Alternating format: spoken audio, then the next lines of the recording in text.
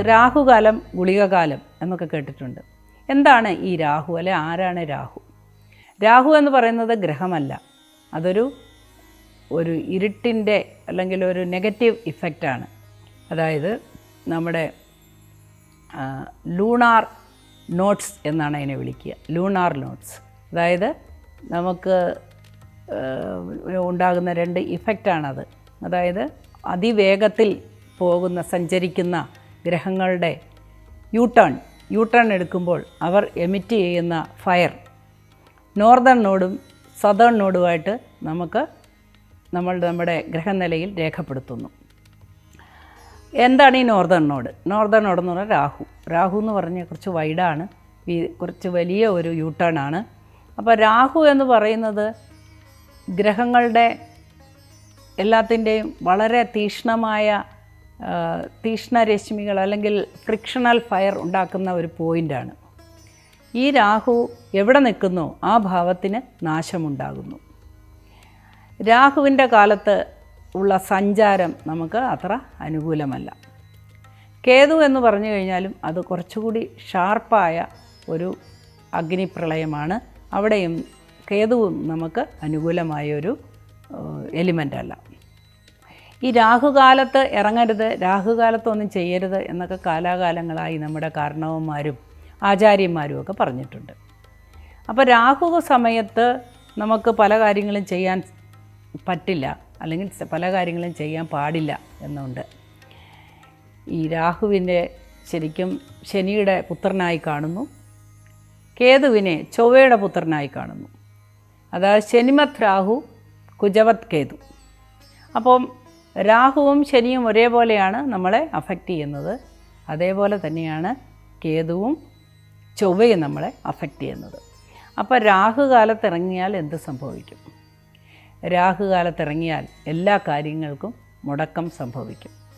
പണ്ടിനാലെ ഉള്ള ഒരു രാഹുകാലത്തിൻ്റെ കണക്കാണ് നമ്മൾക്ക് കലണ്ടറിലും പഞ്ചാംഗത്തിലുമൊക്കെ ഉള്ളത്.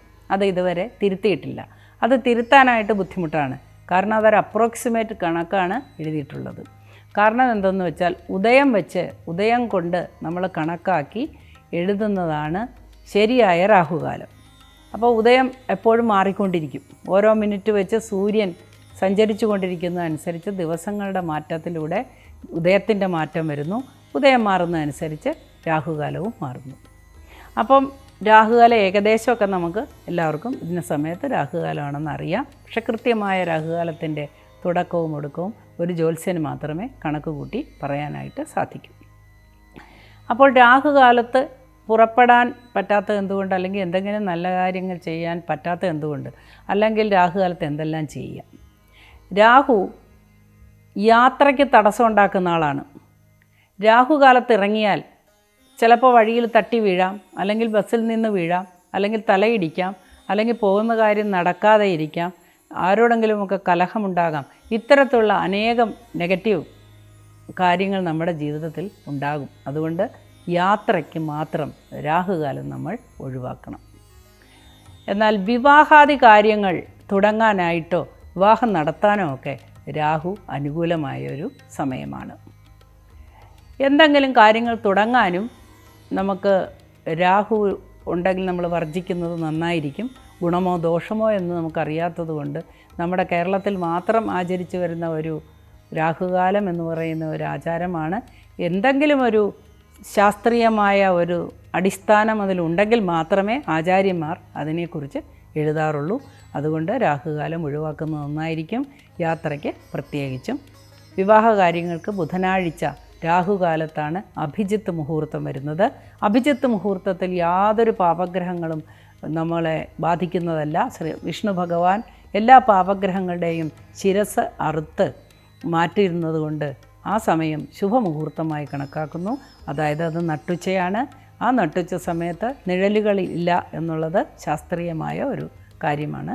അതുകൊണ്ട് ബുധനാഴ്ച ദിവസം വിവാഹത്തിന് മുഹൂർത്തം എടുക്കാവുന്നതാണ് രാഹുകാലത്ത്. അതേപോലെ തന്നെയാണ് കേതുവിൻ്റെ കാര്യം. ഗുളികൻ എന്ന് പറഞ്ഞാൽ എന്താണ്? ഗുളികൻ എന്ന് പറഞ്ഞു കഴിഞ്ഞാൽ ഒരു വലിയ നെഗറ്റീവ് ഇമ്പാക്റ്റാണ്. അതായത് നമുക്ക് കണ്ണിന് ദൃശ്യമല്ലാത്ത ഒരു നെഗറ്റീവ് ഇഫക്റ്റാണ്. അത് പറഞ്ഞ് തരാനോ അല്ലെങ്കിൽ പഠിപ്പിക്കാനോ ഒന്നും പറ്റില്ല. എന്നാലൊരു ഉദാഹരണം പറഞ്ഞ് അത് മനസ്സിലാക്കി തരാം. അതായത് ഒരു വാഹനം സൂപ്പർ ഫാസ്റ്റ് പാഞ്ഞു പോകുമ്പോൾ അവിടെ കൊത്തിപ്പെറുക്കിക്കൊണ്ടിരിക്കുന്ന കോഴി വാഹനം പോയതിന് ശേഷം പുറകോട്ട് പറക്കുന്നു. അത് പറക്കുന്നതല്ല, പറപ്പിക്കുന്നു. മനസ്സിലായില്ലേ? ആ വാഹനത്തിൻ്റെ മുമ്പോട്ടുള്ള സ്പീഡ് കൊണ്ട് പുറകോട്ടൊരു എമിഷൻ, ഒരു എനർജി, ഒരു നെഗറ്റീവ് എനർജി വരുന്നതുകൊണ്ട് മര്യാദയ്ക്ക് നിന്ന കോഴി പറന്നു പോകുന്നു.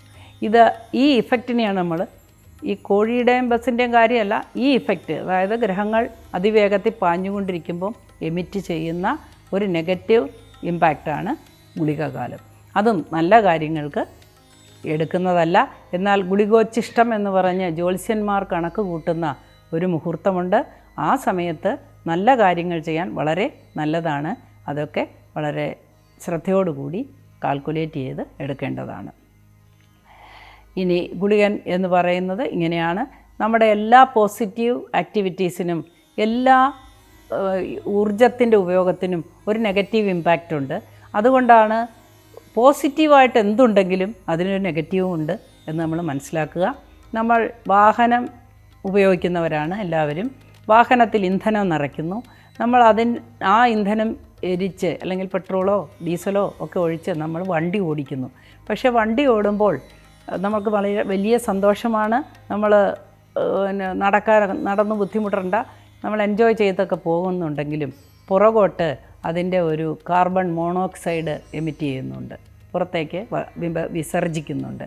അത് നമ്മുടെ അന്തരീക്ഷത്തെ മലിനമാക്കുകയും വലിയ വലിയ അസുഖങ്ങൾക്ക് കാരണമാകുകയും ചെയ്യുന്നു. അതുപോലെയാണ് ഗുളികൻ. അപ്പോൾ ഏത് എനർജി ഉപയോഗിച്ചാലും ഇതുപോലെ അടുപ്പ് കത്തിക്കുമ്പോൾ ഓക്സിജൻ വലിച്ചെടുത്തിട്ട് പുറത്തേക്ക് കാർബൺ ഡൈ ഓക്സൈഡ് വയ്ക്കുന്നു. ഇങ്ങനെ ഏത് കാര്യത്തിനും പോസിറ്റീവാണോ അവിടെ ഒരു നെഗറ്റീവും ഉണ്ടാകും. ഇതൊക്കെയാണ് ഇന്നത്തെ വിഷയം. നമുക്ക് വീണ്ടും അടുത്ത ഞായറാഴ്ച ഇതേപോലെയുള്ള വിഷയങ്ങളുമായി വരാം. വീണ്ടും കാണാം. എല്ലാവർക്കും നന്മ വരട്ടെ.